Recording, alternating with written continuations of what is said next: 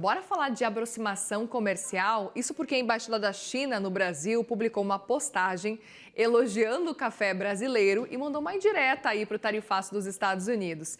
Recentemente, o país asiático abriu seu mercado a diversos produtos no Brasil, incluindo o café, que ainda é um dos objetos aí de taxação pelo presidente Trump. Agora, sobre essa aproximação comercial entre os países, eu converso agora com Alexandre Uehara, coordenador do Núcleo de Estudos e Negócios Asiáticos da ESPM.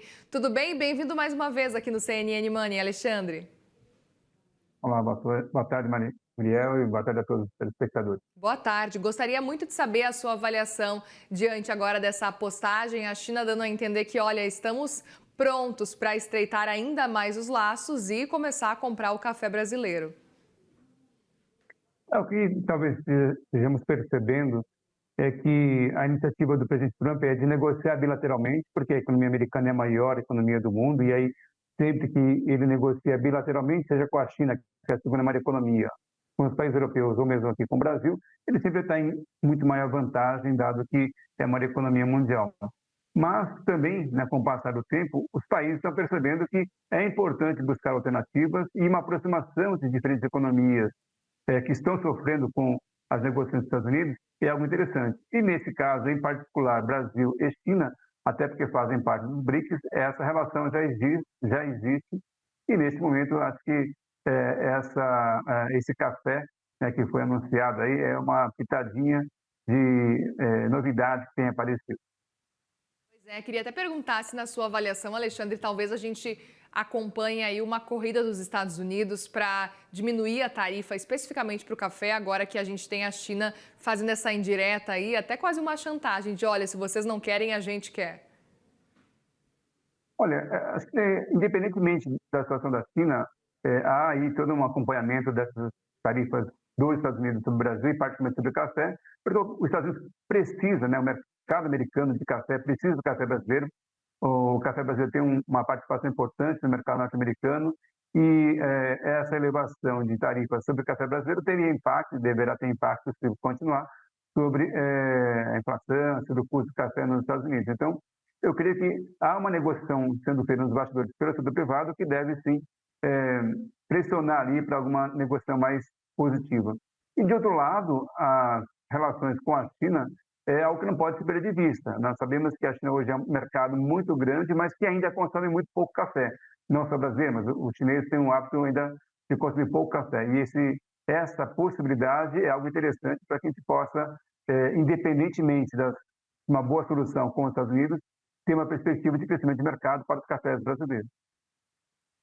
Isso, levando em consideração que os chineses hoje ainda bebem muito pouco café, a gente pode imaginar que ainda assim existe um processo aí talvez de crescimento, né? Talvez tenha uma chance maior aí de ampliação, de que talvez exista uma chance de que os chineses possam consumir mais café. Que avaliação que você faz desse cenário? Eu creio que até este momento o mercado chinês ainda é pequeno, até porque, de fato, a experiência com o café e com o café brasileiro em particular ainda é muito pouco expressiva no mercado chinês.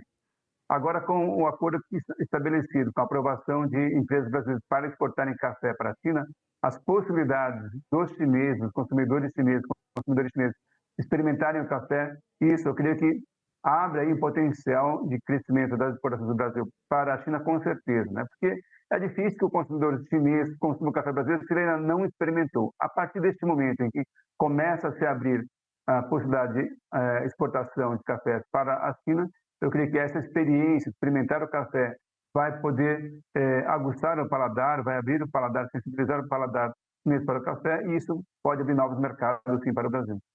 Agora, Alexandre, a gente sabe da importância da China para o Brasil, de modo geral, a gente acompanha inclusive a importância dos Estados Unidos para o Brasil, diante desse cenário de importação, de exportação também.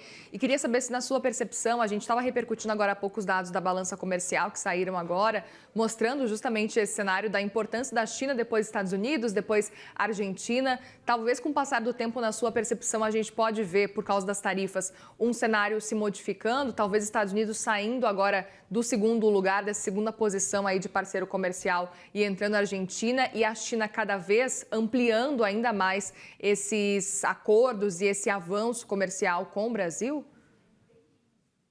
Olha, olhando especificamente para os Estados Unidos e a China, a gente já vem percebendo que há algum tempo esse movimento vem acontecendo, né? Os Estados Unidos já foi mais importante como mercado aos produtos brasileiros, chegando a mais de 20% em alguns momentos, e hoje, né, caiu bastante.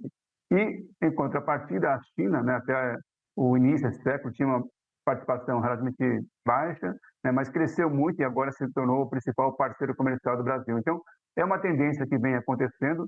A China tem uma previsão para esse ano de crescer em torno de 5%, então ainda existe uma expectativa de que a China continue sendo um mercado importante para o Brasil. Então, com as dificuldades que o mercado americano tem apresentado com as tarifas do presidente Trump e com essa sinalização mais positiva do mercado chinês, eu creio que essa tendência que vem acontecendo já há alguns anos possa prosseguir, ou seja, uma diminuição da importância dos Estados Unidos como mercado geral, né, para as exportações brasileiras e o crescimento relativo do mercado chinês para as exportações. Eu até aproveito para te perguntar se esse cenário já estava realmente colocado antes mesmo das tarifas de Donald Trump. Como é que você enxerga esse cenário da China agora e essa relação comercial entre China e Brasil? Se na sua percepção a gente estava realmente acompanhando, para além do que a gente viu daqui para trás, né, que era esse crescimento dessa relação comercial, olhando daqui para frente, antes mesmo desse cenário entre Estados Unidos, a gente já tinha uma aproximação e uma possibilidade de expansão, de crescimento dessa relação? Ou na sua avaliação a gente deve ter isso mais por causa aí desse cenário dos Estados Unidos? Não, eu creio que nós já vínhamos observando, né, a partir do mandato do presidente Lula, essa aproximação entre os dois países, Brasil e China, alguns acordos que foram firmados. No ano passado, com a vida do presidente Lula, alguns compromissos de investimentos diretos chineses, empresas chinesas vindo para investir no Brasil. Então, isso também acaba gerando maior demanda de comércio entre os dois países.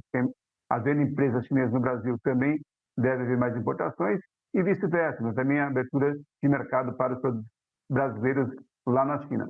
O que havia um pouco de expectativa era o que aconteceria, porque a China vinha crescendo a 2 dígitos, algo em torno de 10, 11, 12%, e agora está crescendo a 5%. Então, havia uma expectativa que talvez esse processo de crescimento reduzisse. E do lado norte-americano, são 200 anos de relacionamento, então há uma expectativa de potencial de manutenção das relações, boas relações comerciais com os Estados Unidos, mas agora, né, nesse último ano, com o mandato do presidente Trump, alguns sinais se inverteram. Então, as perspectivas mais otimistas se voltaram para a China, o que era o contrário no passado, porque a China vinha em processo de diminuição do ritmo de crescimento, e nos Estados Unidos, que tinha uma expectativa mais positiva, mas agora, com o presidente Trump e as novas tarifas, se tornou aí um pouco mais complicado e tem muita gente então, na expectativa para ver o que vai acontecer, né, com essa instabilidade nas relações econômicas e comerciais com os Estados Unidos. Eu até aproveito para te perguntar também, Alexandre, com relação a essa possibilidade de um acordo entre China e Estados Unidos, que a gente viu que aconteceu agora, meses atrás, as discussões envolvendo os dois países e um cenário de taxação que, com retaliação, estava chegando para além aí de 100% as taxas.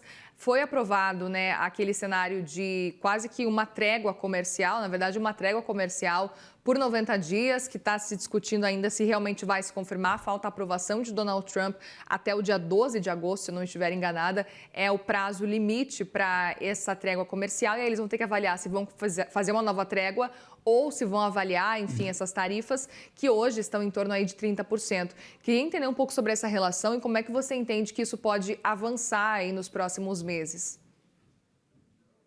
Como falei, o ponto é que existe muita instabilidade e incerteza, de fato, em que patamar essas tarifas vão parar ao final das negociações. De maneira geral, se poderia dizer que, assim, em algumas áreas, eu creio que o Brasil até pode ter benefício, em outras não. Mas, se a gente olhar especificamente num dos principais produtos que o Brasil exporta para a China, que é a soja, né, independentemente do patamar que vai acontecer essa negociação, o resultado final, eu creio que deverá ficar alguma tarifa da China sobre a soja norte-americana, por exemplo, já que os Estados Unidos não devem reduzir a zero aquilo que estava anteriormente. Então, só nesse aspecto, pegando especificamente o caso da soja, o Brasil vai ter um ganho de competitividade. A soja brasileira para o mercado chinês deverá ser mais competitivo, dado que deverá haver aí uma tributação sobre a soja norte-americana. Então, vamos ter que olhar caso a caso qual é o patamar de tarifas que vão ser negociadas ao final e como que isso vai refletir nesse fluxo comercial de todos os países, né? Tanto em termos de investimentos, que muitas empresas estão agora em compasso de espera para ver em que patamar essas tarifas vão parar, né? Então 10, 15% provavelmente, mas enfim, para algumas economias, essas tarifas vão impactar também as exportações americanas e pode abrir espaço para as exportações brasileiras, caso, né, isso se confirme.